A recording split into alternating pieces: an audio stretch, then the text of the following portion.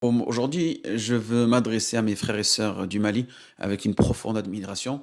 Je vous dis, Inch'Allah, on va commencer à plus ou moins aussi s'intéresser à ce qui se passe aussi en Afrique, car souvent, on laisse de côté ce que subit, ce que vit la communauté musulmane en Afrique. Donc, venons d'assister récemment à un événement à Bamako qui rend fiers les musulmans du monde entier. Un événement qui montre que lorsque la Ummah de Muhammad sallallahu alayhi wa sallam se lève pour la justice, elle obtient des résultats avec, bien sûr, la permission d'Allah subhanahu wa ta'ala. Alors, qu'est-ce qu'il s'est réellement passé à Bamako, au Mali?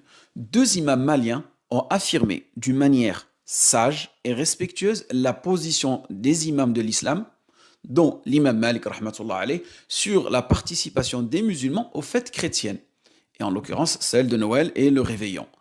Le réveillon, bien sûr, de la nouvelle année grégorienne. Et ils ont simplement dit que ce n'était pas permis pour les musulmans d'y participer.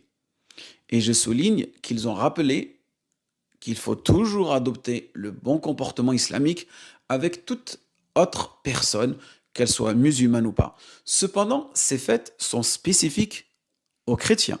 Et les musulmans ne doivent pas y participer car nous avons, nous les musulmans, walillahi alhamd, nos propres fêtes. D'ailleurs, le prophète sallallahu alayhi wa sallam, lorsqu'il arrivait à Médine, Médine Munawwara, les Médinois avaient deux jours durant lesquels ils se divertissaient. Et le prophète sallallahu alayhi wa sallam a dit, quels sont ces deux jours? Et ils répondirent, nous avions l'habitude de nous divertir durant ces deux jours dans la jahiliya. Et là, on voit que le prophète sallallahu alayhi wa sallam, il prend en considération le contexte. Il prend en considération aussi ces personnes qui vivaient dans cet endroit-là à une période précise. Le prophète sallallahu alayhi wa sallam a dit, certes, regardez comment est-ce qu'il change le discours pour ces gens-là. Certes, Allah vous a remplacé ces deux jours par deux jours meilleurs. Le jour du sacrifice et le jour de la rupture du jeûne. C'est-à-dire, Yawm al-Adha wa Yawm al-Fitr. Le hadith a été rapporté par Abu Daoud. Mais la République du Mali, qui, elle, est un État laïque, a convoqué quand même ces deux imams à cause de ces paroles qui sont pourtant exactes, dans le juste milieu et sans aucune méchanceté. Convoquer des imams pour ça, c'est grave. Et en plus, cela contredit, entre guillemets, la liberté d'expression que garantit, soi-disant, l'État malien.